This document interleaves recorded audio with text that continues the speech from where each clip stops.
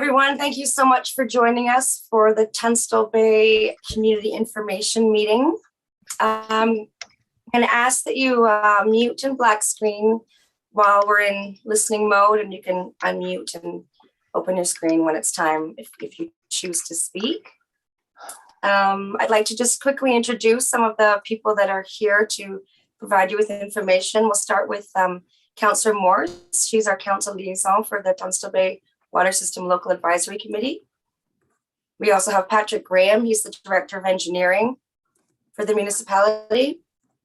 And we have Quinn Buchanan will be doing providing some financial information for you. And for more information and support, we have Liam Edwards, the CAO, and Hope Dallas, our corporate officer. You've been provided with an agenda which has a report, financial information, and some background material. And then after Patrick provides a brief overview of that material, you'll have an opportunity to ask questions. Is everyone okay with that agenda? No objections. Okay, thank you very much. Patrick, please go ahead. I've got a brief presentation, so I'll share my screen. Well, there are 5 S's up there.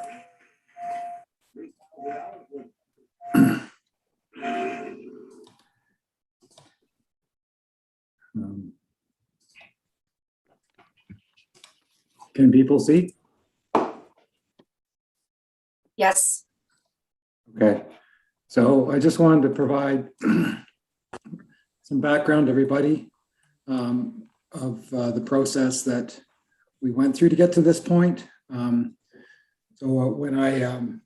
this goes back even before the end of 2020 when I started in this role. At the beginning of 2020, I'd received received correspondence from people in Tunstall Bay about the need for a new reservoir tank. Essentially, the message was that it's been asked for years, and why hasn't it been provided yet? We really want this improved service. We did include in the 2021 budget, which was reviewed with, sorry, I want to go back there. Reviewed with the LAC in December of 2020, $760,000 for this project, and debt financing was identified as the revenue source. We then proceeded to hire a consultant team to look at this water project, among others, and to complete some concept design work. In February 2021, we met with the LAC, and these were all open to the public as well, to confirm the preferred concept and get their approval to proceed with detailed design, which we did. In September 2021, we reviewed the completed design, Class A cost estimates from the consultant, and financing options. And now we're having the community information meeting today. Essentially, what was agreed to through this process was to install a new reservoir tank to provide adequate capacity for fire protection, and to increase the resiliency of the water system. But to keep the existing tank in service, we expect there's some useful life remaining in that tank. We don't know how much. It will need to be replaced at some point. And we supported the community's desire to be proactive in their asset management and install this tank now. So this is the plan would be to install the new tank with the same top water elevation as the existing on the existing site. And that's the design that we proceeded with and then proceeded to tender. Just to give you some perspective on tank volumes and how they're calculated. Basically, you need balancing storage. So that's typically 25% of the maximum day demand, to make sure that, you know, the peak hours can be accommodated within those high use days. And then the bulk of it is actually what you would call fire flow. So the fire underwriter service or survey standard for that is essentially what they've seen as being the requirement to fight a house fire. So 76 liters per second for 1.6 hours. And that's your bulkier storage, 438. And then that's prudent to have additional emergency storage above that. So the proposed tank 595 and the existing tank 227 cubic meters. And so as you can see, if we keep the existing tank in service, then that becomes additional emergency storage in the event that there's some disruption to the supply. With both tanks, the average day demand in Tunstall Bay is about 68 cubic meters a day currently. So that would be about 12 days or so of storage that provides that emergency backup and resiliency.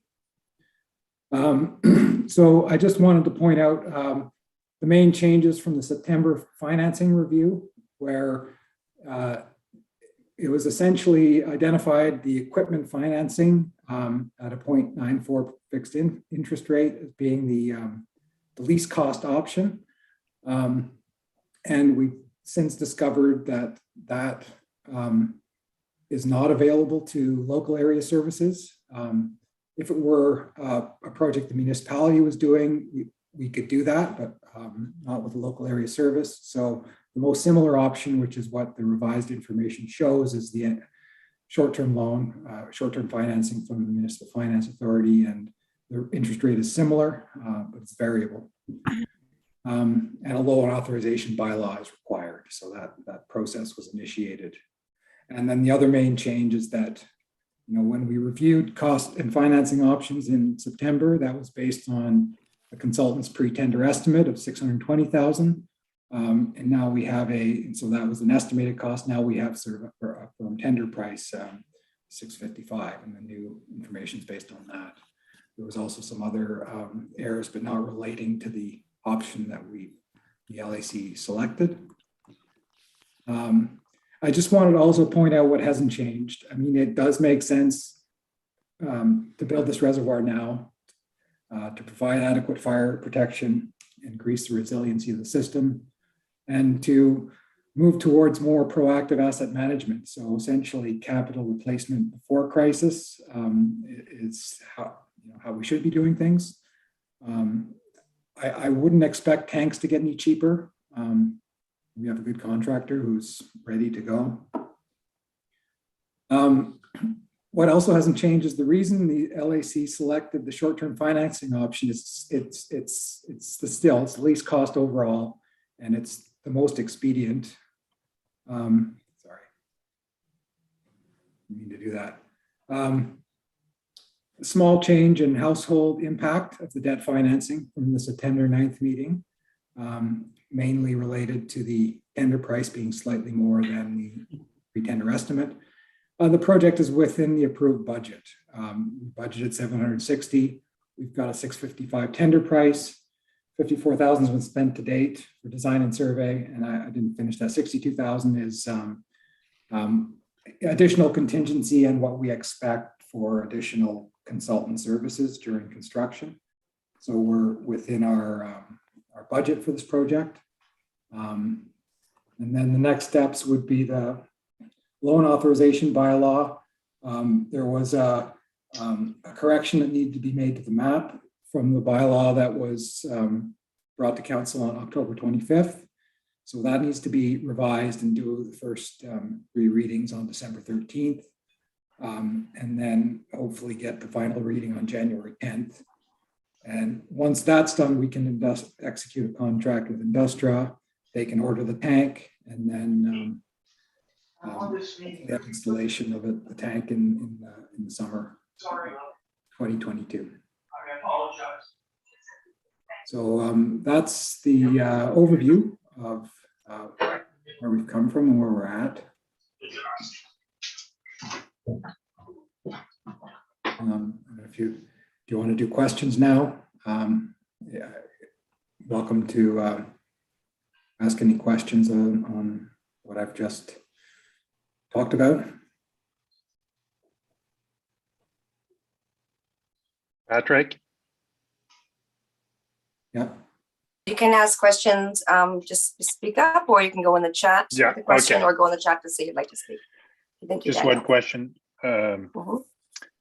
Patrick, my question is, you just mentioned that you have no idea how long the existing tank is good for.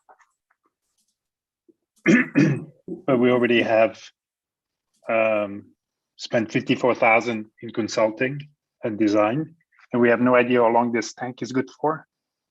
Do you would you predict that you will eliminate that tank? Or would you keep It will need to be replaced at some point.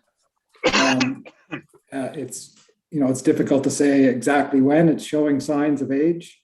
A well-constructed concrete tank can last for a long time. We don't have much information about the construction of this tank. It was done in the early 80s. So the consulting and design company that looked into this, did they do an assessment on the existing tank? I mean, you would think for 54,000, you would get a survey that would be adequate to understand better the value of what is already there. Well, they did enough of an assessment to conclude that the existing tank still has significant value to retain, significant life in it. We would monitor it, and if we see further signs of deterioration, at some point we'd look at a more detailed assessment. And I guess the advantage of installing the new tank next to it is that when that occurs, whether it's 10 years from now or 15 years from now, or whatever it is, that you're ready for that, and you can simply decommission the current tank with no disruption to service. Okay. Do you have an appropriate design and materials that would be used, and the kind of tank that would be used for the new tank? I mean, are there specifications that, as resident, we can look at to get a better understanding of what it is that has been decided? Well, there's the tender drawings themselves, and there's also the concept design report, which looked at different tank materials and options. And the option selected, and this was the one that was reviewed back in February that I mentioned. Okay, I'm not sure. New resident, so I don't have an idea there. But is there somewhere we can find? Is there somewhere we can find the specs? I mean, is it okay? Is the tank Canadian manufacturer? Is it manufactured in Canada? It's not. There's limited manufacturers available for tanks like this. It's a glass fused bolted steel tank.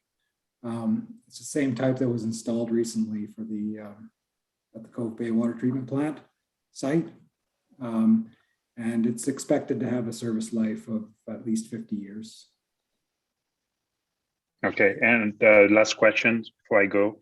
How old is the one that's existing yet today? Do we know? How old? Yeah. The best information we could find seems to indicate that it was constructed in 1985. Although I've heard people say it was constructed sooner than that. So it's at least 37 years old. Okay. So in retrospect, the architecture of the tank as poor concrete has never been kind of looked into it, has it? Has there been any engineers that looked at that? Yeah, they did look at that option as well. And concrete tanks typically last longer. They're also a lot more expensive.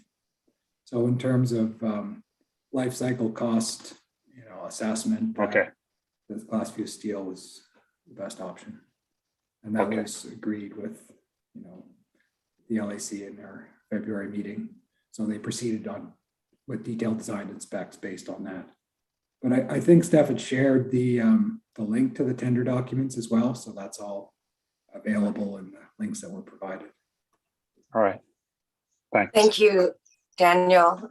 Patrick, we've got Ian speaking next and Allison, and then we have a bunch in the chat. We'll start with Ian. Hi, Thanks, it's Ian Ian. Thompson. Allison, if you had clarification points you wanted to make, I would cede my spot to you so you can make those and then slide in behind you if you'd like to do that. I think all I was going to say was that if you look at the agenda for tonight's meeting, there's links to a lot of the documents, as well as on the website, the Muni website under Tunstall Bay. So, and I was going to specifically direct the last speaker, Daniel, to the tender documents, which I'm assuming you've got posted, Steph? Yes. Yeah, so that has all the specs and everything in it.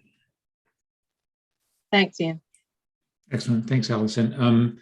Just off the top, I want to say, thank you, Patrick and Allison as the council liaison and staff to giving your time this evening. I'll state I am in support of adding new capacity to firefighting and resilient water supply to Tunstall. I think it is appropriate. So I don't want to take my comments. I don't want my comments to be taken as I'm opposed to the idea. I have three questions. One is relates to the statement at the very closing portion of question 8, which says if 50% of property owners representing 50% of the area's property value protesting would result in a project not proceeding. Is it the case that there is a time-limited funding envelope here such that if we said no right now, we would lose this opportunity, or would staff be able to come back with an alternative proposal? Well, I guess the thing is we've moved forward from budget to concept design, and then from there to detailed design and tendering with, agreement of the LAC along the way. And now the project, at this point, the project's been tendered. And so the tender closed at the end of September. And they're not, if we were to delay beyond 90 days, that contractor that we've given a notice of intent to award to wouldn't be obliged to hold their price.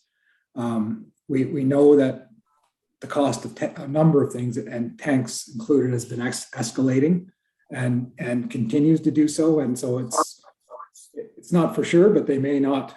It may end up costing more if the process is delayed. In terms of abandoning and building it some other time, I mean, we haven't executed a contract with anybody, but that would be, I think that would be a big risk that, we would, have to spend more for the same product at a later date. And it would also, very much damage, the municipality's reputation in the marketplace as, we don't want to be someone who posts tenders and then pulls out. Great, thanks, Patrick. So we haven't awarded a contract. We would be under no contractual obligation or penalty if we were to hit the reset button and put the contractor on pause. They may come back. I fully appreciate that they may come back with a higher price, but it sounds as though we're under no contractual obligations at this point. All we've given is a notice of intent. Yeah.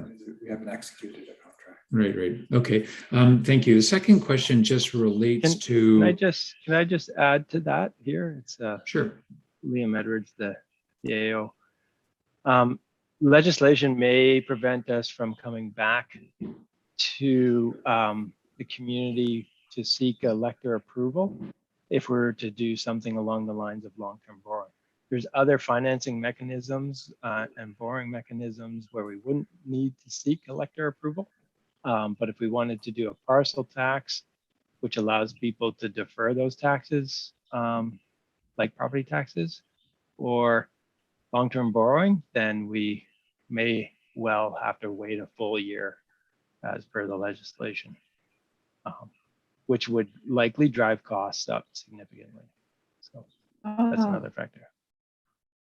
Thank you, Liam. I appreciate that. The second question just relates to Cape Roger Curtis firefighting capacity. My understanding, and I could be mistaken on this, is that CRC does not have any community-wide firefighting infrastructure.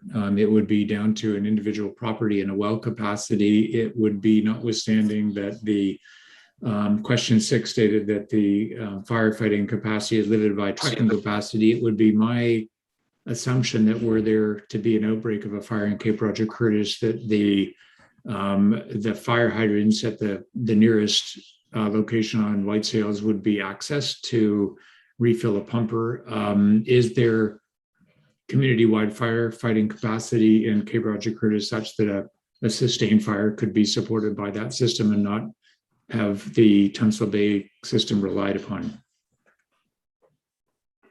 There currently isn't fire protection in Roger Curtis. We did review this at the September meeting as well, and we had the fire chief there to clarify. Yeah, they do take water from the nearest hydrants, and that's essentially what fire in Roger Curtis would be limited to, is whatever you can pull out of a well and whatever you can drive over in the truck. So really the size of the reservoir in Tunstall Bay doesn't really govern how much water you're able to deliver to a fire in Roger Curtis. You're able to deliver a lot more water to properties that are within a few hundred meters of a hydrant, right? But not properties over in Roger Curtis. Great. Thanks, Liam. My last question simply relates to I think my core point, which is, again, I would restate, I'm not opposed to the construction of new capacity. I think it's needed, and I appreciate the work that's been done. To the extent that I think the primary, if not a shared objective, is firefighting capacity. In my mind, that's essentially a proxy for insurance. And I would think that a higher property value would derive greater value from firefighting capacity than one of lower capacity. We already have some graduated water utility fees that are partly fixed, partly variable, and I would support a financing structure that has some aspect, not in its entirety, but perhaps 50% of the financing would be indexed to assessed value as a way to more fairly spread the value. An empty lot would derive some future value if the lifespan of this asset would be 40 to 50 years. At some point in the future, they would be deriving value, but they would be paying in as a property owner. A property with a developed building on it would obviously be paying higher. That would be appropriate. So I would just offer my view that I would be supportive of a financing arrangement that would have some accommodation made for assessed property value, and not just a flat rate on every single property with a fairly high range of property values in the community. Thanks very much. I appreciate the opportunity to join the meeting. And again, thanks for all your work. Thank you, Ian. Patrick, would you like me to read in the chat, or can you see? I can read it out loud for everybody. There's 21 chats. Okay, so the first one that I can see is a question from Julie. 12 days of storage for the existing tank. Is that before you take into consideration refill rates? No, 12 days of storage would be for both tanks, and that's at the average day demand. So, that's sort of a scenario where there's some sort of emergency, sustained power failure or whatever, and supply is disrupted, and you're just able to provide your water by gravity from the tanks. So, obviously with, conservation rationing measures, that could be extended. It's just sort of an indication of resiliency. Okay, thank you. And from Steph, most of the questions are about financing, but for the tank selection, would you consider this option over-engineered? No, I think it's appropriate. There's a few options of tank materials to consider, and I think a more engineered option would be the concrete tank of this size, and that would be quite a bit more expensive. So I wouldn't say no. Okay, next one is from Anne. Was debt financing the only financing option considered? Is there no funding or grants available? It would be nice if I could say there were grants available. We haven't been able to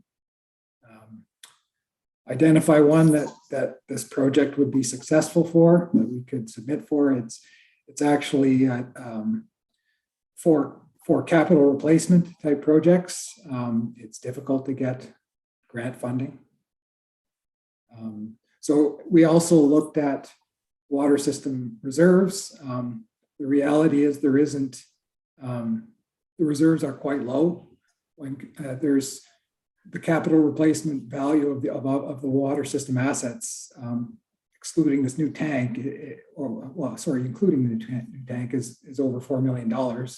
And there's only somewhere in the neighborhood of 250,000 in reserves. We already know that there's 3 PRVs that need to be replaced in the fairly near future. That's going to take up a good chunk of those reserves right there. And the overall capital asset management and capital replacement plan is going to require much more than that. So, and I think the LAC correctly selected not to use some reserves to pay part of the construction cost. Thank you. What about the undeveloped lands included in this area? From Ross McDonald. Yeah, the proposal was to pay, to apply parcel tax to all properties, all 144, 130 connected and 14 unconnected properties. And just on that point of earlier, Ian said, prorating parcel taxes. When we were looking at the Cove Bay parcel taxes, I spent a lot of time with our former CFO at the time who was trying to get something that was more volume-based or prorated, something fairer. And it seemed like there was a lot of constraints on what you can do with parcel taxes. And given that the vast majority of the properties in Tunstall Bay are single family detached, there's the some larger properties and the clubhouse, of course, but we hadn't pursued that very far. Okay, thank you. Urban Systems suggests the project would cost $500,000. It seems this is based on the recommendation for a 299 cubic tank.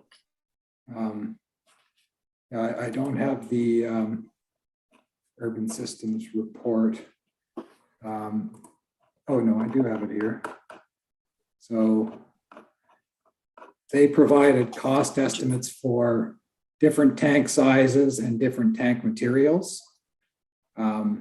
So their estimate for a glass fused bolted steel tank was $410,000, and $500,000 was they recommended using that for planning purposes. I thought at the time, and I said so, that this seemed low, and we had budgeted for a higher amount, and it did turn out that costs are higher than that. Thank you. Now, procedure question: if the bylaw needs to go back for first 3 readings, is there also the option to review the financing options?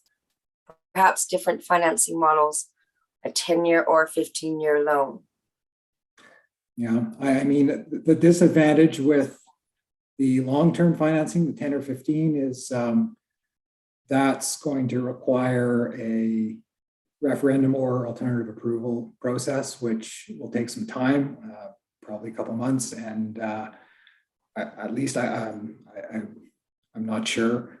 It would increase the risk that we're not going to be able to construct the tank at the current price, that we'd be beyond the the time period when the contractors required to hold their tender price. It's also essentially the short-term financing, and the reasons why the short-term financing was selected by the LAC back in September haven't changed. It's the least cost option. It allows us to move forward right now. And so I guess at this stage we're it's essentially it's a community information meeting. I mean, you could always do different things, but I think there's a big disadvantage to going back and looking at longer term financing. Could cost more. Well, it definitely will cost more overall, even if the contractor were to hold their price. Thank you. I've got a comment that the existing concrete tank has a lifespan of 100 years. A well-constructed concrete tank can last 100 years. I'm not sure if this particular concrete tank will last 100 years. I wouldn't bet on it. Okay, thank you. More about 100 years. Did anyone reply to the tender for concrete supply tank?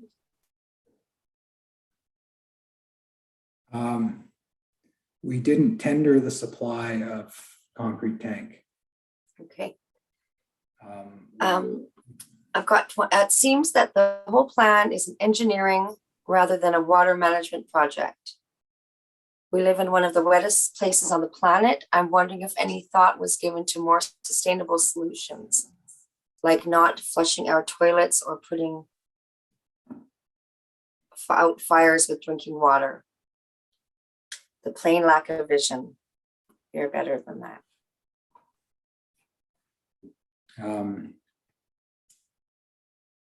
Well, I mean, you're talking about separate systems, so potable and non-potable systems, and that's certainly an approach that's been taken in other places. Given the cost of installing separate infrastructure for potable and non-potable, it likely wouldn't make sense for Tunstall Bay.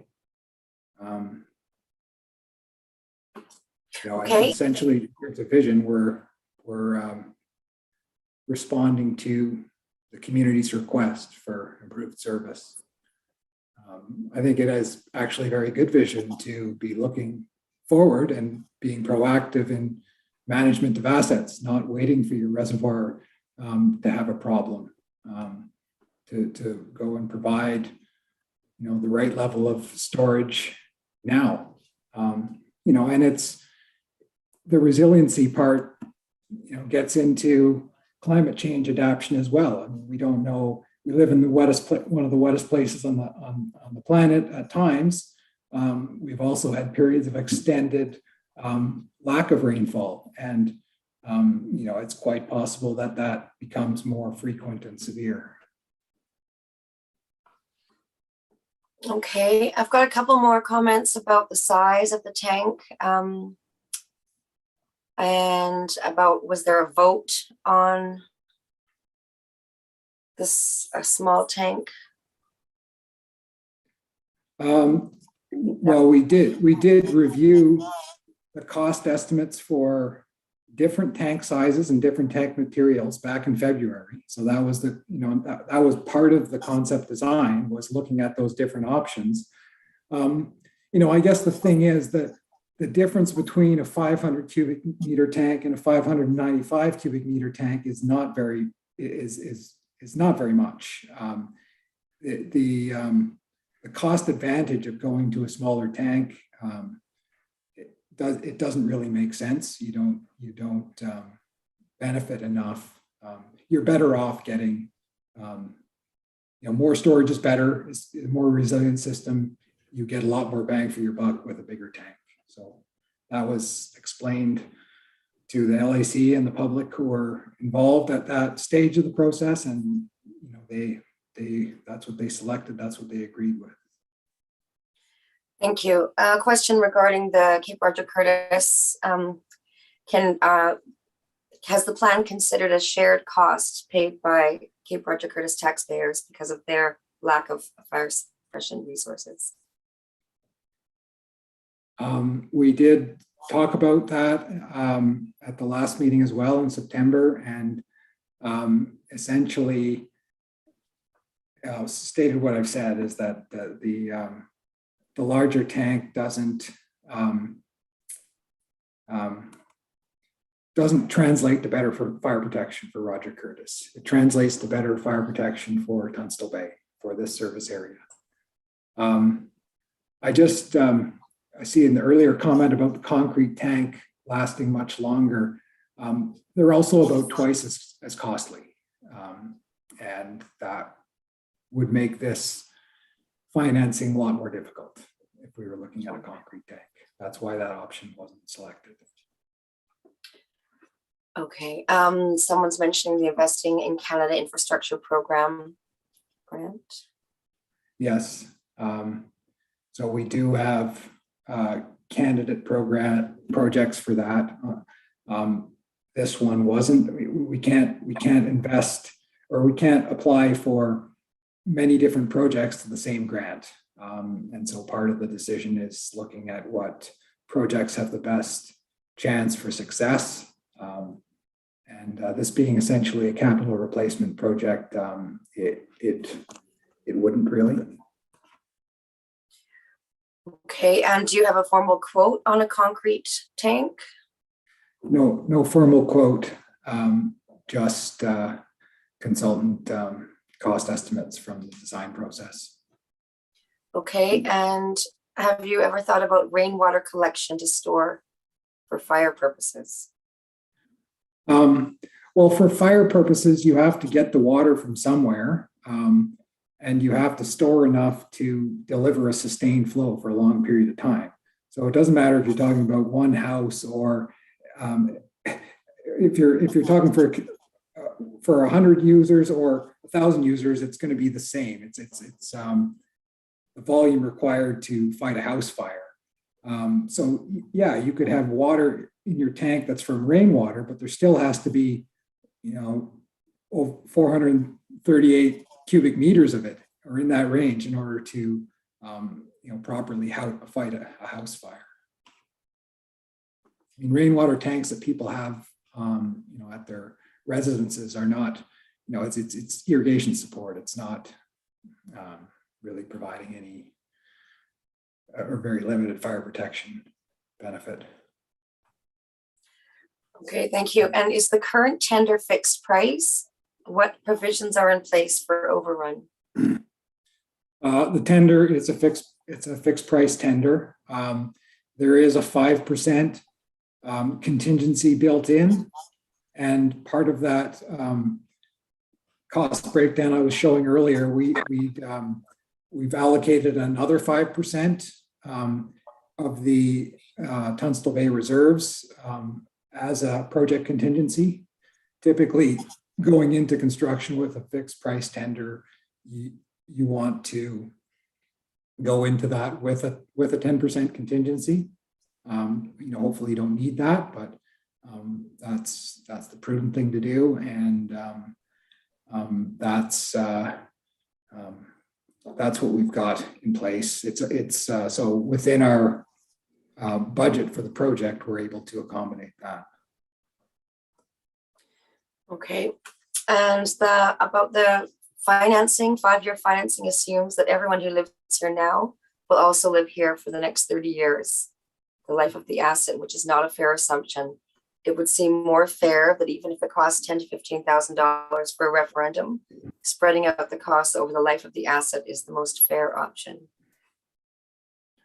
I don't know if it's not fair.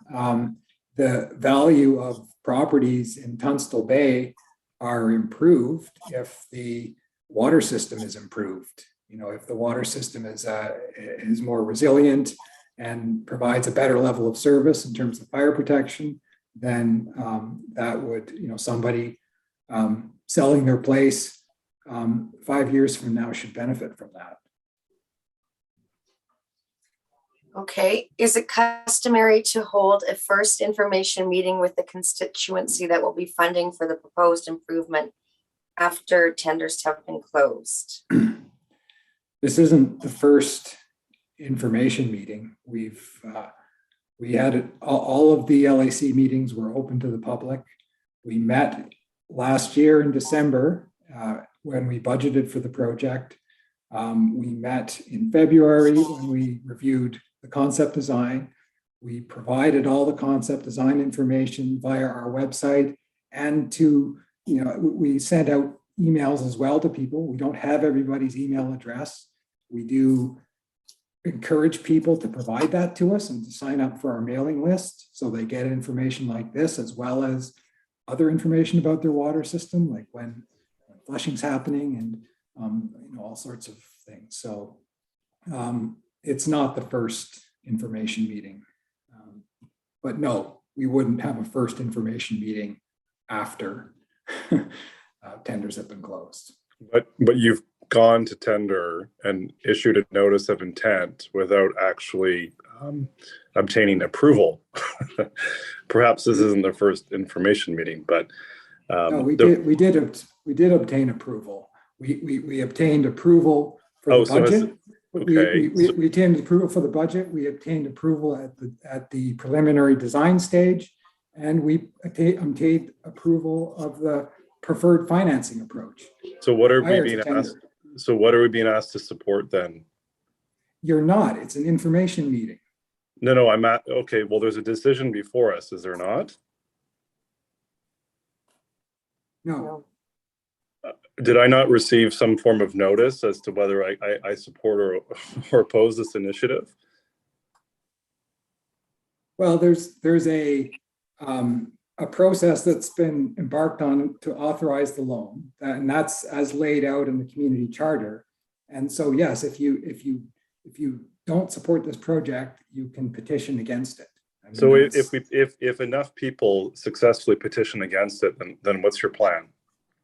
Well, then we don't have a plan. I mean, that would be extremely frustrating to have moved forward a project at the request of the community for better service. It wouldn't necessarily, I mean, I think it's needed. I think it's a good idea. It wouldn't necessarily have been our priority, but I hope it doesn't happen.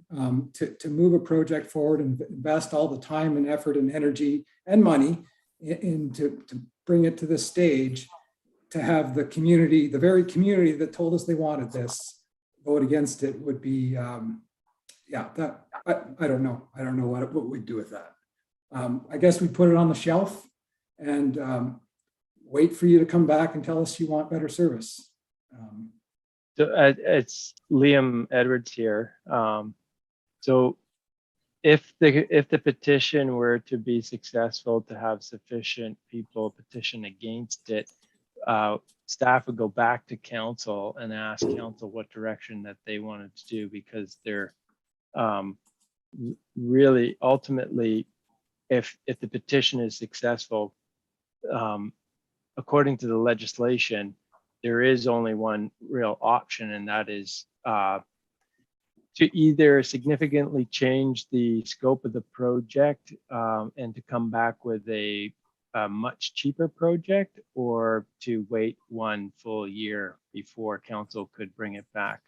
The community itself could come back with the project itself and request council to advance the project, but legislatively speaking, we wouldn't be able to really bring it back as a council initiative for one full year. But I echo Patrick's sentiments. When I arrived here, the project was identified to me as a high priority from the Tunstall Bay Community Local Area Committee, and pushed really hard for it. And so we've been working closely with them ever since. No, and fair enough, and appreciate your efforts. For reference, I've been on Bowen. I've owned property here for just slightly over a year, so I lack kind of previous, engagement and efforts that have gone on here. But I guess, the point or maybe the statement would be such that, okay, it seems a little premature to to issue a notice of intent to award to a vendor without having a loan in place or the appropriate financing in place. Just a statement. Right. Yeah. And yeah, fair enough. Thanks for that.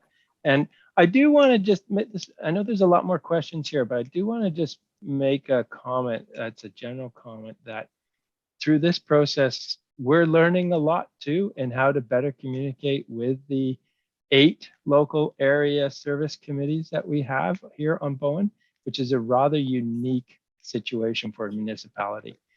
When I arrived here, I didn't quite understand the breadth and scope of the number of local area committees. And it's a tremendous amount of work and effort to keep all of those individual neighborhoods apprised of all of the different capital improvements that are needed in their neighborhoods. But we try really hard to do the best that we can, but through this process, we're learning about new ways and better ways of how we can communicate more effectively, using the quarterly mail outs, for example, and other means. And we rely heavily on the committee membership to help get that communication out. But what we're seeing here tonight and through this process is that there's opportunities for improvement. And so I just wanted to acknowledge that. We're learning here too. So thanks. Thank you, Liam. Can we take a moment to address Councillor Morris's question before heading back to the chat or comment? Councillor? It was not a question as much as a comment. People keep asking about fighting fires in Cape Roger Curtis. And Patrick, it's my understanding, and maybe you have to confirm this with the building department, that all the houses at Cape Roger Curtis have sprinkler systems. And that was part of the condition of them getting building permits. So it's not going to necessarily help them fight a house fire because they have sprinkler systems. Not sure. I have a sprinkler system. Okay. I guess yeah. So anyways, I guess a question that I legitimately have, right, is that I think we all agree, and there seems to be a clear acknowledgement that there's broader West Island benefits associated with this infrastructure that extend beyond the boundaries of Tunstall Bay.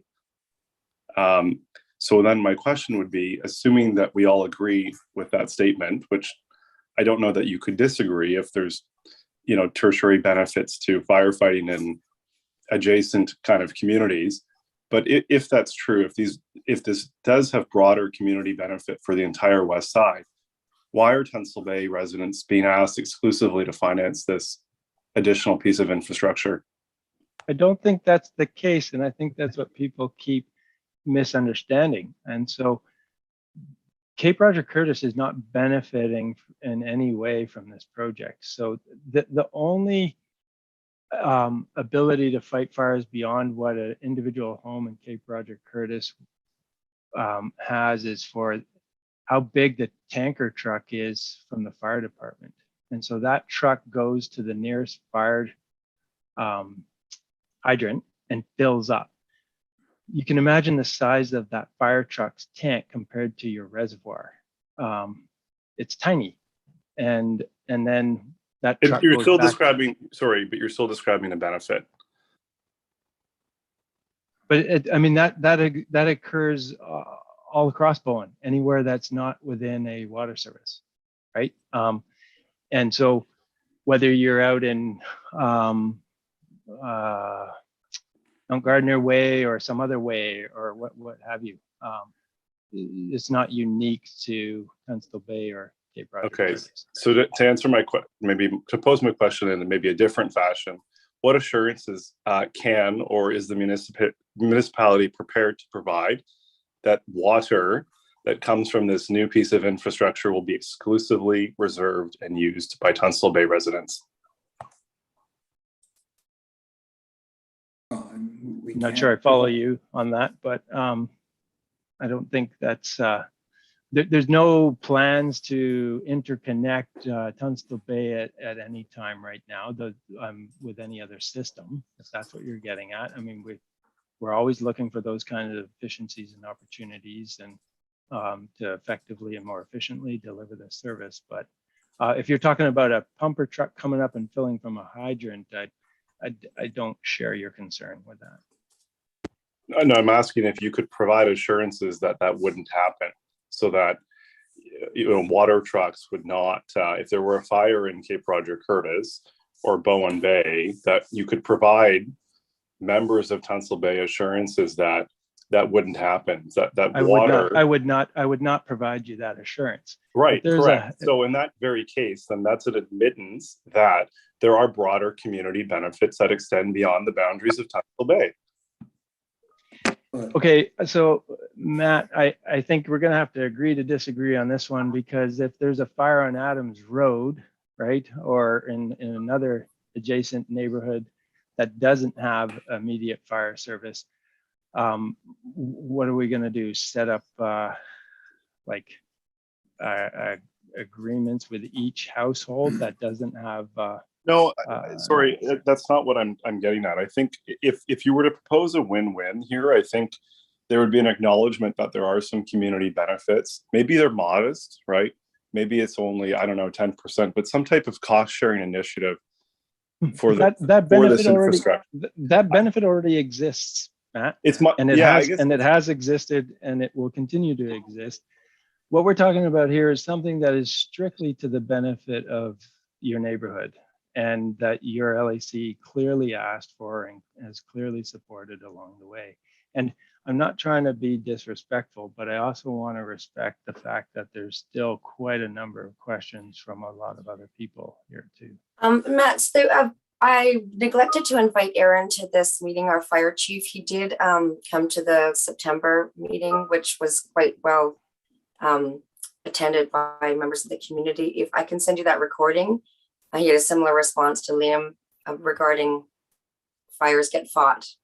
Yeah, I'd ocean, appreciate water, that. wherever we can do to save lives. So I just would like to see, and this will be my last statement, but in my humble opinion, I would like to see some type of contribution from the municipality, whether it's 10% or 20%, that goes towards some of this infrastructure. I support the infrastructure. I don't support it as it's presented, but I do think there should be some type of contribution on behalf of the municipality in recognition of some of these broader community benefits. Okay, I will make a note of that. Thank you.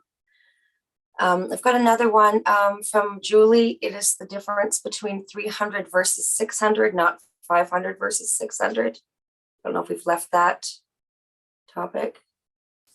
Have we lost Patrick? Oh, hi, I'm here now. Just to explain, it was something that was said about the difference in funding between a 500 cubic meter tank and a 600 meter, but actually the smaller tank would be 300 cubic meters. So it's actually half the size of the large tank is what your urban systems recommends, and what is actually recommended. It fulfills the 3 steps on the bylaw for what's needed for the water supply. The larger tank is above and beyond that, so it shouldn't even be have been considered. I don't know how it got on. How did it get considered?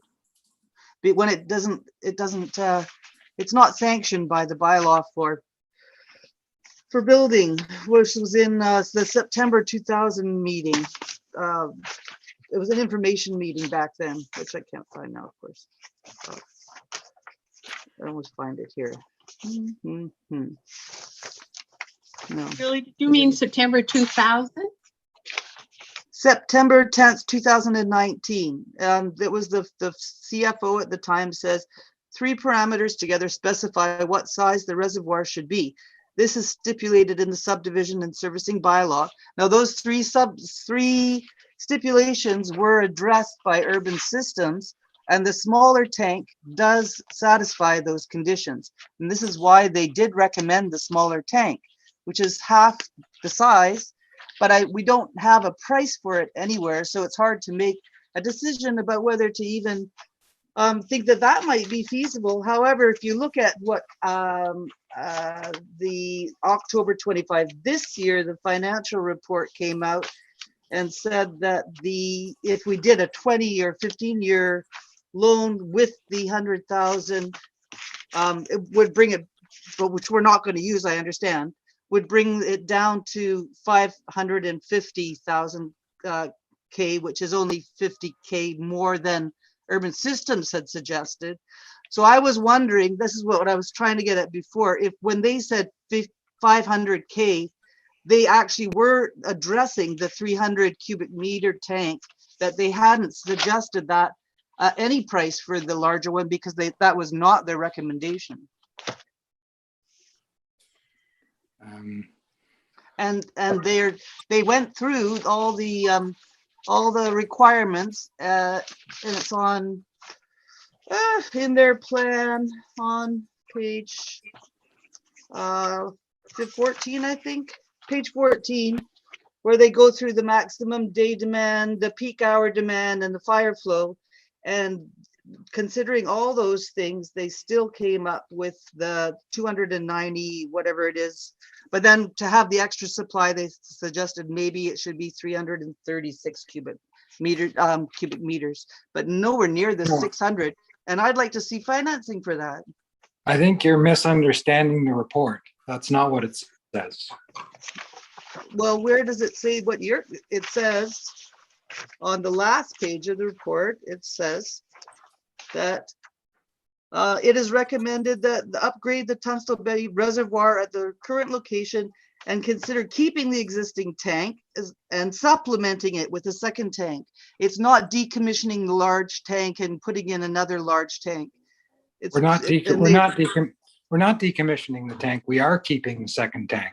More storage. I understand. No, I understand that, but their conclusion is assuming that we only need a supplemental second tank, not, and well, we know it's not a replacement one because it's not going to outlive the new one. I mean, the new one's not going to outlive the old one. It's going to have to be replaced before the old one dies. I don't know what you're basing that on. It's possible. Well, I'm basing it on 100 years versus 50 years. Well, we don't know if it's a 100-year tank. That's the point. You know, it's. Well, we don't know if it's a 50-year tank either. That's another point. Well, we do because we're building it brand new. I think Patrick is according to your numbers, there was $54,000 spent on consulting and engineering, and you don't have the definite answers exactly of the nature of that concrete tank. And I know for a fact because I have built concrete tank, and they are absolutely indestructible. And I would really want to know, not having requested a formal quote to do a comparison. This is what's important. I think this is an important step to take to be reassured that the tank and the money spent on this project would last 100 years for our children. I think that's to be considered. Well, we did consider it. We looked at cost estimates for, it's a lot of work to go and develop a design to the point where you can get a contractor to price it, to give you a quote. $54,000 is a lot of money to get some answers. And I think if you can propose and if you can show a formal quote of a concrete structure versus the tank that you're proposing, then we can make a comparison and we can have formal answers. Well, you say you don't have a quote. You say you don't have a quote, and you say you don't know how long this tank is going to last. We did that already. We did that back at the beginning of the year, and we reviewed that in September. We looked at many example projects and the cost information from those.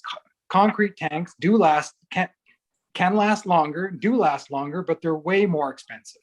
How much more?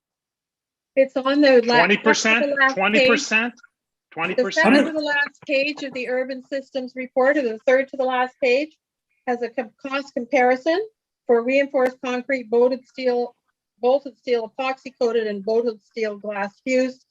The 595 cubic meter concrete tank is $1.5 million. A bolted steel glass fused is $410,000. So it's 3 times the cost. Okay, so have you explored the numbers of 1.5 million financed over 50 years or 30 years You can only finance. for something that's going to last 100 years?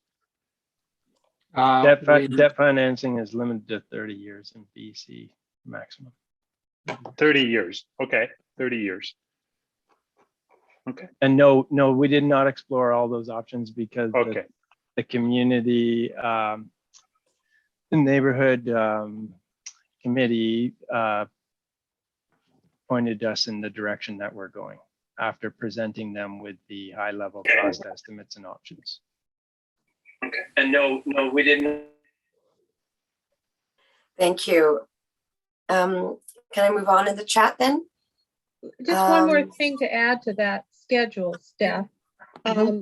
If you're looking at the urban systems report, and it's the first, second, third to the last page, the price difference between the 200, and this is partly to answer Julie's question, the 290 cubic meter tank is cost 355,000. The 595 cubic meter tank costs 410,000. So getting that extra 300 cubic meters is a very small price in the overall cost of things. So that, I think, is partly why the committee felt, well, we might as well go for the large one. And then Allison, I saw that on there. However, like it's, and I understand, like this was something that was mentioned in another meeting where it was more bang for your buck, but it's not, like, but we're borrowing money. It's not money that we have to spend. It's like borrowing money. So it's like buying something at 50% off and then buying another one because it makes sense. It doesn't make sense to somebody who doesn't have the money or is borrowing. And that's partly why we did the parcel taxes. So for people that live there, they could defer their taxes.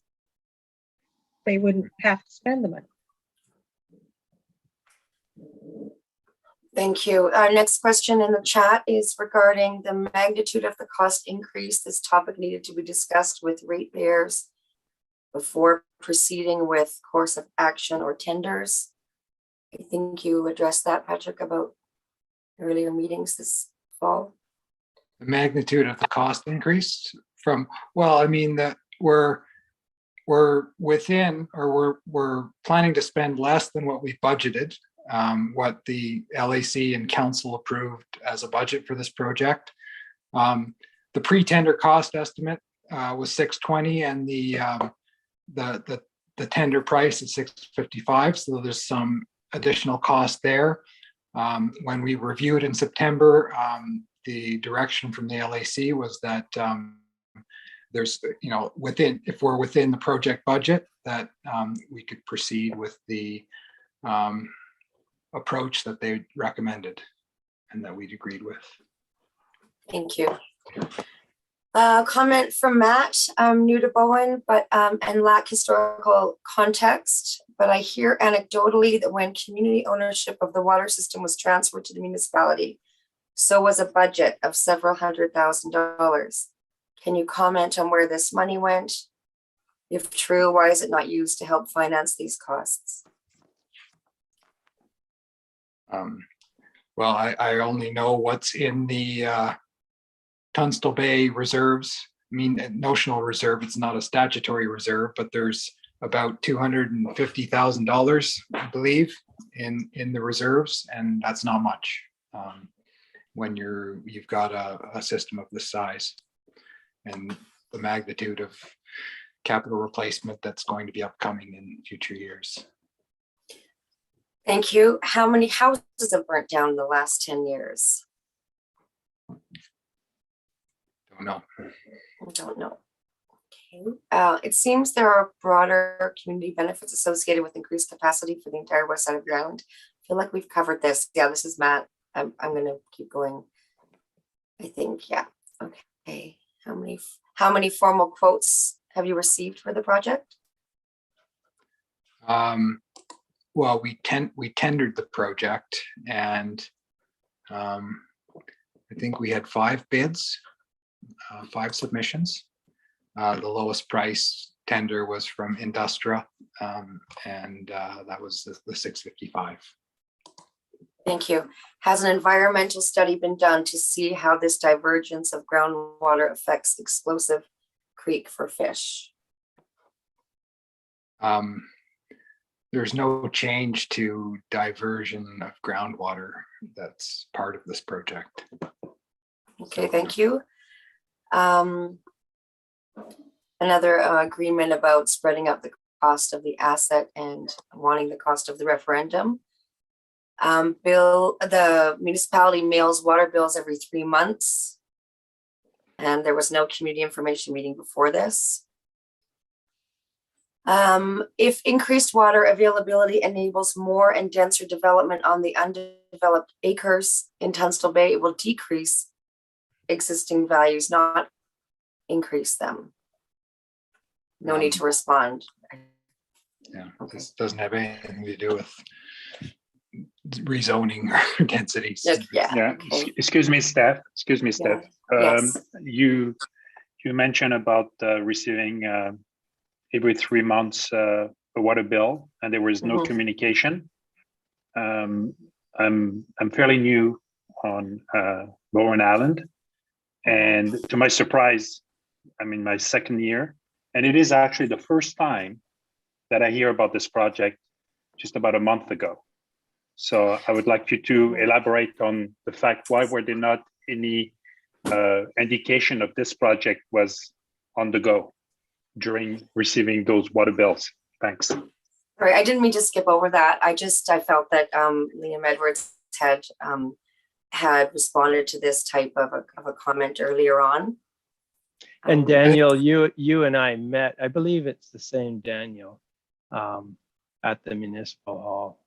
That's right, Lynn. That's correct. Yeah. And we did talk about this, and it turns out that there is information on the back of the water bill about the local area service committee, but that also can be a good place for us to do information updates and share information. And so I agree, there's more opportunities for us to improve our communications, and I think this is one of the things we're learning here. So thanks for that. Okay. Thank you. Thank you. Thank you. Yeah, another thing that would be helpful, and it does get, people are encouraged when we mail out water bills to sign up for the email list. Sometimes we do struggle to get information to everybody. You know, we can post it on our website and Facebook and send to the emails we have, you know, but it is difficult to do mail outs all the time. So if we have a more complete email list, I think that would be helpful for better communication between all parties here. And I did put the link in the chat for how you can sign up to be included on the email list. Oh, there it is. Okay, we are running over time, but we've got quite a few more posts, so I will sort of pick up the speed a little bit. Shell's made a comment. It's possible that people are in favor of the tank, but not in favor of the financing options. Julie, why couldn't another plan, less money, so wouldn't even have to wait a year? Smaller tank, the larger tank goes against the bylaws. I think we've already addressed that.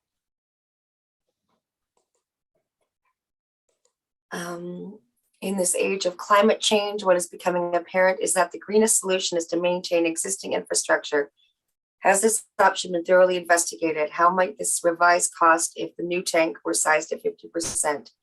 And would this provide us with a more resilient system? Well, more storage is more resilience. And I think as Allison mentioned just previously, the increase in cost or the savings of going to a tank half the size, you're not saving anywhere near half project cost. It's far less than that. Okay. And there's a comment to Allison about foam fighting fires. And I don't believe there's any exigence to this project. If there are alternative financing possibilities, can we not explore them? Are you open to doing this? Alternative financing. I mean, it has to be debt financing, and there's really no other way to pay for infrastructure of this scale, you know, until the point when we have the water system reserves built up to a much more substantial level, then there's capacity to deal with capital replacements over time without having to do debt financing. But in the current state, that's what's needed. The other financing would be where it is council's discretion to approve the project without any input from the public, and it would be a fee placed on the charges. And so we chose, the committee chose, and staff agreed that it was best to go forward with the parcel tax, which requires this public process and enables the tax deferral. If it were to just go straight on your fees, there's no deferral, and it's just a straight charge. There's not really many other options other than that. Thank you. And then Ian's made a comment to Liam about, I understand there needs to be material change in the tender to re-tender. Is there an opportunity to pause the tender and re-offer the Tunstall Bay community an alternative financing arrangement? If the potential contractor is willing to work within this arrangement, it would not materially change the tender, only the BIM internal financing proposal.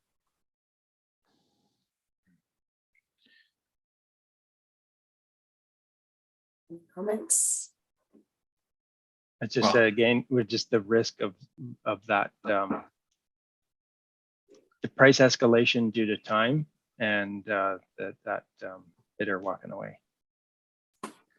Well, and then there's also the, you know, the fact that we did review short-term versus long-term financing in September before closing a tender, and the short-term approach was, you know, was the one that the LAC preferred, and you know, we supported that and agreed with it and proceeded on that basis. So, you know, we don't have a. I'm not sure what the mechanism would be to go and change that decision, but it would certainly affect the timeline of the project and probably the cost.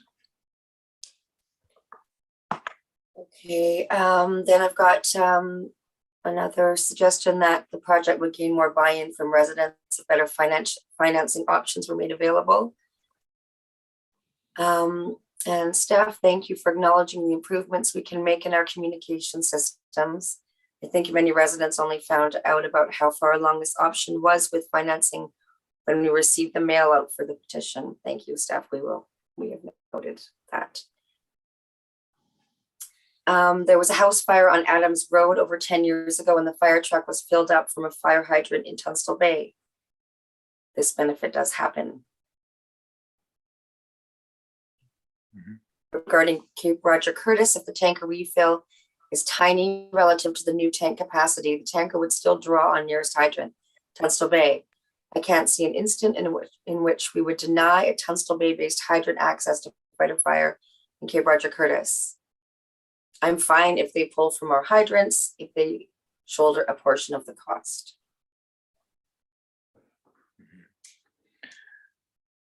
I think we've addressed that.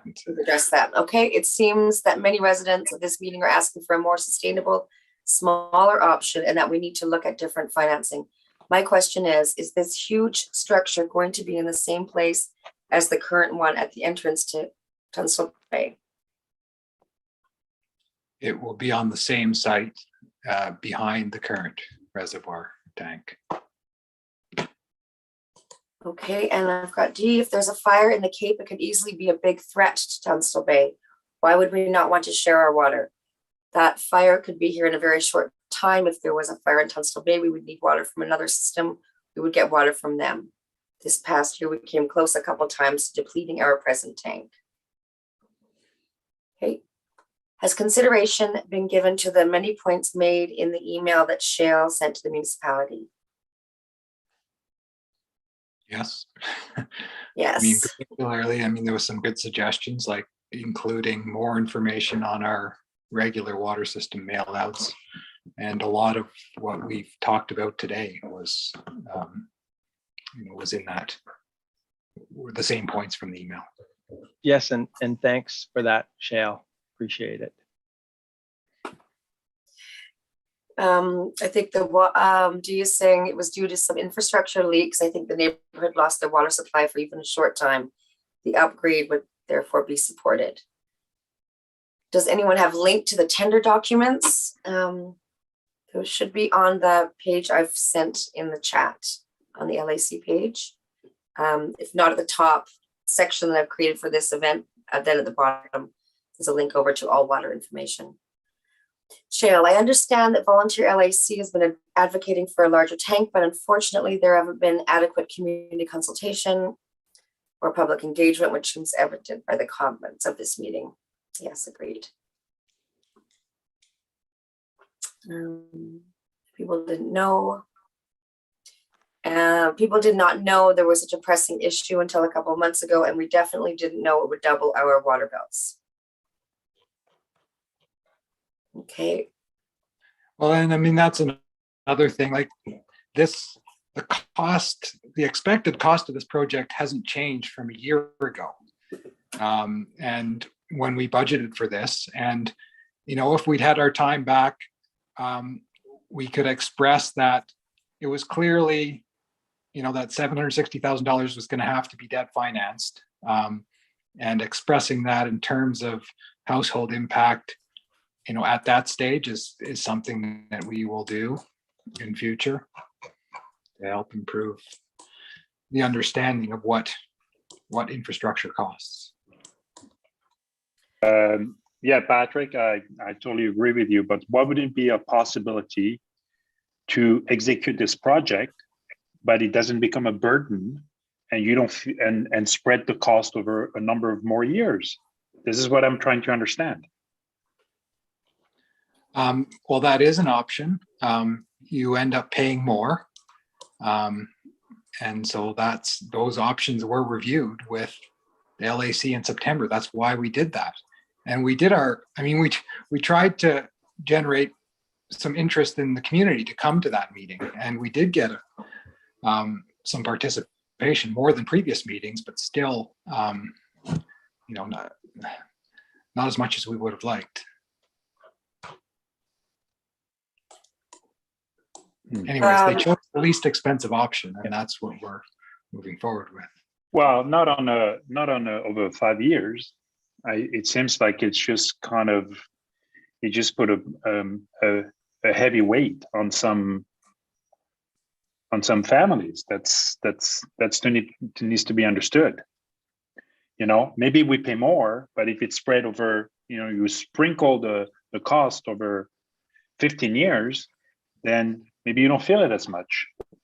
No, Daniel, we totally get it. The debt financing over the term is more expensive the longer the term, but the individual annual cost is cheaper. That makes total sense. We get that. Okay. Okay. But the LAC's direction was otherwise and so that's what we're following. And so we're hearing you loud and clear here. Okay. Yeah. Okay, our next comment then is about appreciating staff efforts and tension regarding ineffective communication and the LAC governance process. Residents don't feel like they have information to make an informed decision. This has been, thank you very much for that comment. What longer amortization period, 15 to 20 years, we've covered this.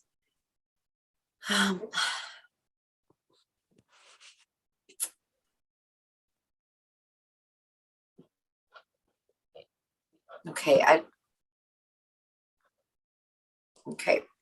page 10 of urban systems. The system requires a total of 515 to 595 cubic meters of tank storage. Given the existing tank has the capacity of 227 cubic meters, an additional 288 to 386 cubic meters of storage is required. This can be achieved in two ways, either by installing a new 515 to 595 cubic meter tank and decommission the old reservoir, or by adding a 288 to 386 cubic meter tank as supplemental storage. This is what I was referring to, need a bylaw. This is Julie. So we reviewed all of those options back in February with the LAC, and there was a number of reasons why the installing the larger tank at the existing site and keeping the old one in service, it made sense. And based on those reasons, that's the option they chose, and we supported that. It provides more resiliency, better firefighting capability, and better ability to maintain service without disruption during construction or during scheduled maintenance or emergency maintenance of either tank. And it's also puts you in a position of being of having infrastructure that is going to last for 50 years.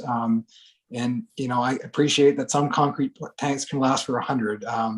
I don't know if that's the case with this one. We don't have a lot of information of when it was built. So there's a lot. I think you're missing my point here, though. Why I referenced that section was the report itself does recommend, if we don't decommission the one, that we are sufficient with just adding a smaller tank. That the larger tank is over above, and you're saying it's over and above just what you said. No, it's actually just bells and whistles. Yes, we'll have like more and extra, but the new tank is going to be a bit bigger, even if it was a smaller tank. But we can survive on the one we have now if it's something that needs repairs, if we're not decommissioning it. That we don't need more than 299 according to this report, and according to the 3 stipulations in the bylaw. We don't need that larger tank. I don't know how this slipped by. It didn't slip by. We reviewed all of this in February. I've read through all the reports. I don't see anywhere where somebody said that we're going to go over and above what we need and get this bigger one, except for this idea that it's more bang for your buck. Okay, well, it's there. What's unnecessary. Maybe. So that's in the minutes, which is on the link that I put in the chat, Julie. I think we need to sort of start thinking about closing. So because I've gone about a half an hour over time. I'm going to read a couple more. Can we put the financing option spreadsheet up just to sort of show? Where is that? Yeah, Quinn, do you want to put that up, or? And I think also, just for the sake of time, if we say we're going to respond to the questions and comments that are in the chat at this point in time, so it's stopping at I think it's Steph J from White Sales. That's just I think just a few more down from where we currently are. Okay. And people can still put chat in the chat boxes, and we can. There's still value in that, but we won't be able to respond to everything. Thanks, Liam, for clarifying that. Thank you, Liam, for the perspective on price escalation risk if we pursue an alternative arrangement. My back of the envelope calculation suggests that an 10% escalation, for instance, would see a marginal annual increase per property. For what it's worth, I'd be willing to take that risk were it to achieve a more equitable cost-sharing arrangement. Steel right now is experiencing, at least on other projects, a 23% markup is what I've seen. But it's a really good point, Ian. I mean, you never know, right? Shale, can alternative financing options be shown to the group here today? That was presented on September 9th. Okay, so Quinn, did you want to? We've got an updated one, so Quinn can put that in that has current interest rates in it.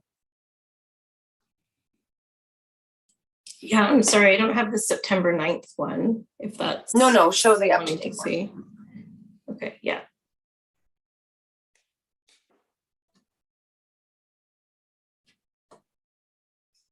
Just have to figure out how to share this here.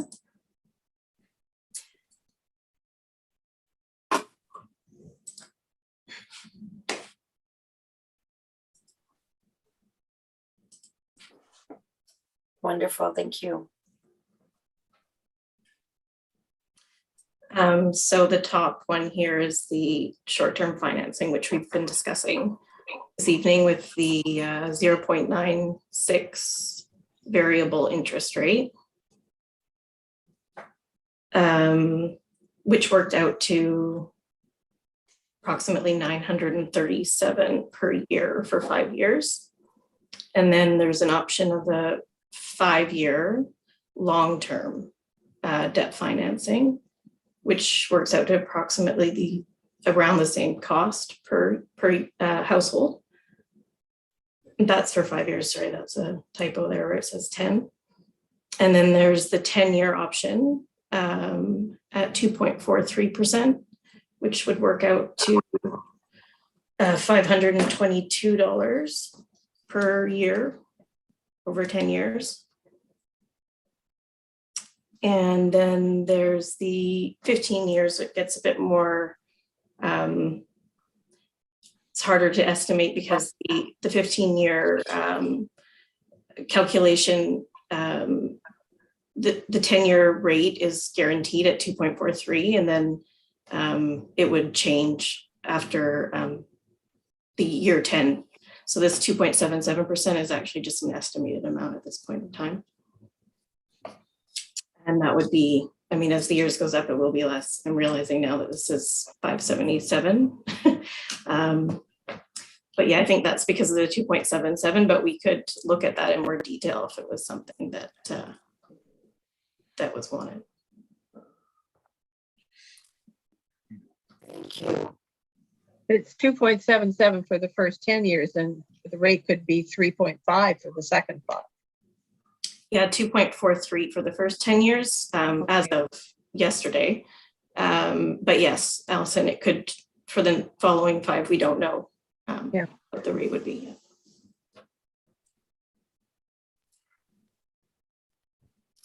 Okay, thank you, Quinn. One question, Quinn. Sorry for my ignorance. Who's lending the money? It's the Municipal Finance Authority. So it's the government. No, it's a pool of all local governments that go to the bond market together, and that's why we're able to secure such incredibly low rates.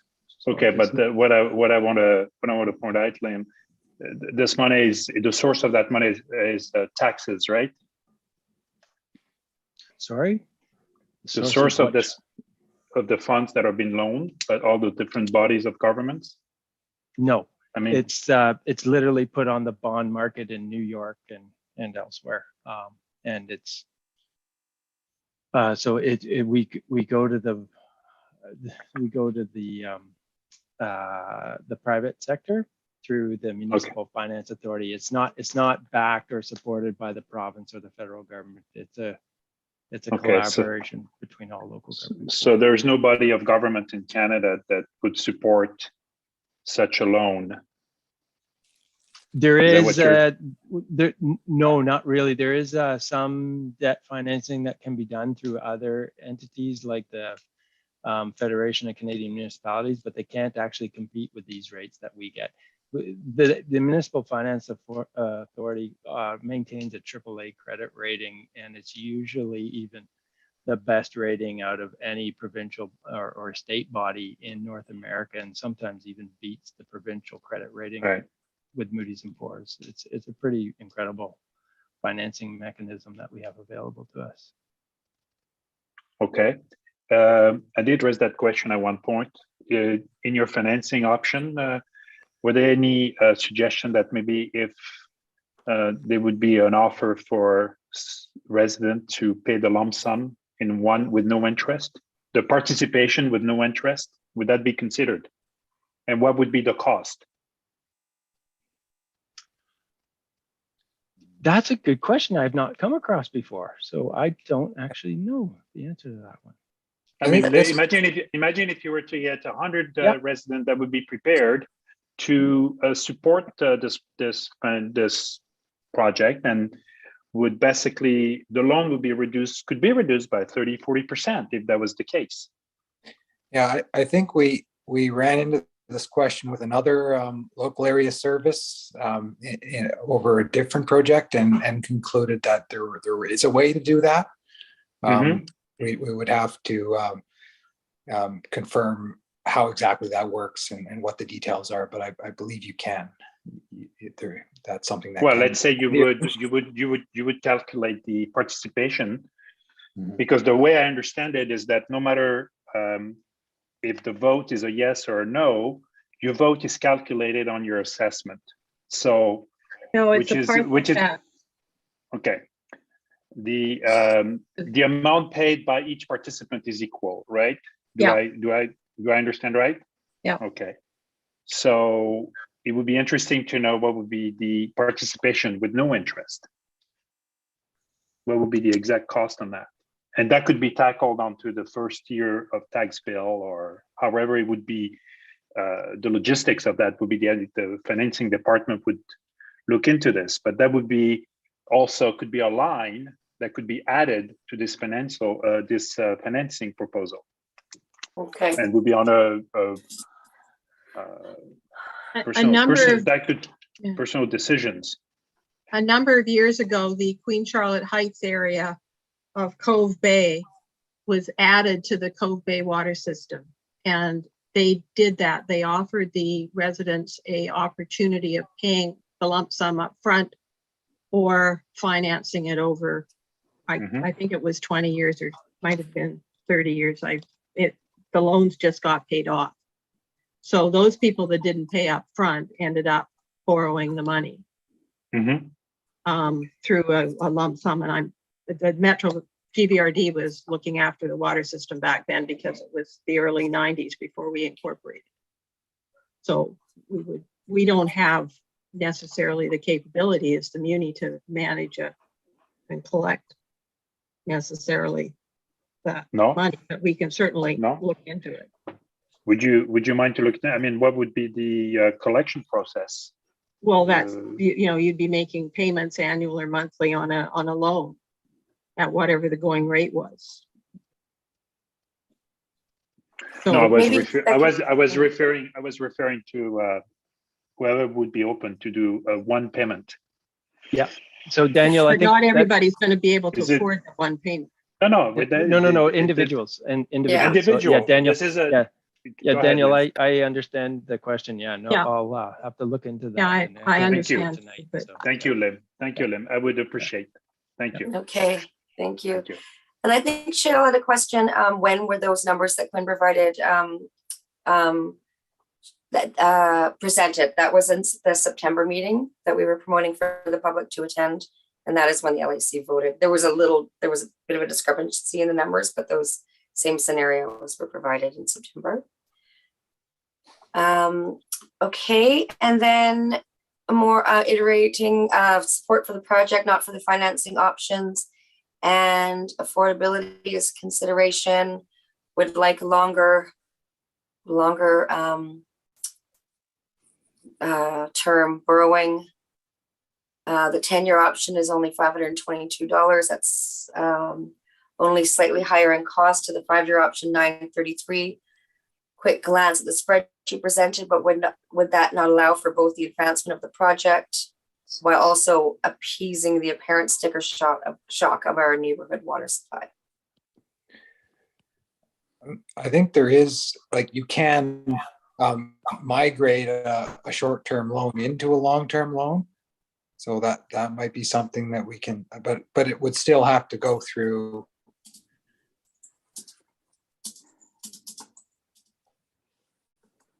Is he frozen? No. Yeah, I think so. Okay. It would still have to go through the elector assent process, so it's feasible. Yeah. Well, I just we all want to thank everybody for coming and for sharing your comments and concerns, and they've been noted. The next steps will be council on December 13th. There'll be some staff discussion in the meantime. Does anybody else from our team want to make a closing comment? I would just like to thank everybody for coming out too. And I want to reiterate the point that we were making earlier, that we're hearing about people's concerns about the need for better communication. And we're hearing that loud and clear, and we're going to look at opportunities to do that. And just also to let folks know too that you know, we're learning through this process as well. So we appreciate everybody's patience and everybody's comments and inputs. And so please, you know, next time we have a call out for a public meeting, please show up. Appreciate it. And I've also put a link if you want to join the local advisory committee. I was just about to do that. Holly, there's only 2 meetings a year. I'd like to make a comment. And this, I'm sorry, we haven't introduced, this is Peter Rankin speaking, and I am one of the ones on the board. This has been going on, believe it or not, and a lot of you probably don't know, it's been going on from 2004, when the second tank that we had, a 25,000 gallon tank, exploded. So we're down to 50. We have also increased in the last 4 or 5 years from approximately 120 to 140 properties. But besides that, in the last 3 or 4 years, people that were summer residents have become full-time residents, as people have been moving out of Vancouver during the last few years, and especially the last year. And that is why, to a certain degree, the value of your properties have gone high. But the point of the matter is, 3 or 4 years ago, we nearly ran out of water. The only thing that has been asked for is a larger storage tank. So when we're talking about rain, whatever, it is a fact that we definitely, in my opinion, and the board's opinion, we need more water. Now, we also have come to this pandemic. We've also come to, in the last few days or last few weeks, this climate change, and they do predict that it will be here next year with the heat dome and everything else. But as far as I'm concerned, the number of board members that have left over the last year because nothing is being done. I keep on hearing no one has ever heard about it. No one's heard about the community board. We have asked for new volunteers. We haven't had any. And basically, people have been resigning left and right because nothing has been done. Yes, we can wait until the tank explodes, and then, and how long it's going to last, who knows? I've heard was built in 74. I've now heard tonight it was built in 84. I don't know. But the point of the massive frustration, yes, and I certainly heard it tonight. And good luck. It's just, I had to say something, but I do. The frustration of no one at Tunstall Bay seeming to care less. We all seem to hear about Cove Bay and what goes on there. But the fact of the matter is Tunstall Bay, the one thing I'm shocked about is, as we say, if there is a fire at Roger Curtis, and the chances are very, very good, and it has been for years and years and years, good luck to us in Tunstall Bay. Because if you think of a big northwester, the wind, we will be lucky, very, very lucky to miss it. But this is my frustration, is why do we have 8 boards? There should be 1, because the most important thing on this island is to keep it safe. And that is not our houses, it is the forest. And if there is a fire, it come where usually would be during the summer months, and we have a big northwester, good luck to the whole island. As far as I'm concerned, bluntly pray that we keep what we have, and it is a wonderful, wonderful place. But if we have a fire, good luck to all of us. So the business of using a fire hydrant at the bottom of my property, I would be the first one to say use it. Because as the fire chief said, the fastest place or the quickest is to get that water there as soon as possible. And I'm afraid to say that is probably Tunstall Bay. Yes, I do say it probably was in I apologize for being so frustrated, but the problem is when Roger Curtis was developed, then the municipality should have said they needed storage to fight not their houses, but to fight the forest. And if we don't do that, then good luck to all of us. Thank you. Thank you so much. Pinter, I think we made some great progress today. I do too. I think you're expressing your concerns that are not something that we're not agreed with. We're just trying to find the logistics and the production and the best way so that everyone can actually participate in a fair and a gentle manner. This is all it is. And we're just gathering information, and we're trying to put all the puzzles together so that eventually we make this project happen.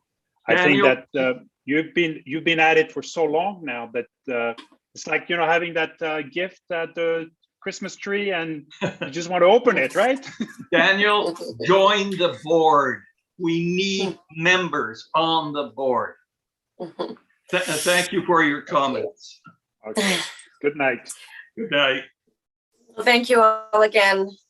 And yeah, please sign up for our mailing list. There's a link in the chat. And I'm going to say goodbye now. Thank you so much.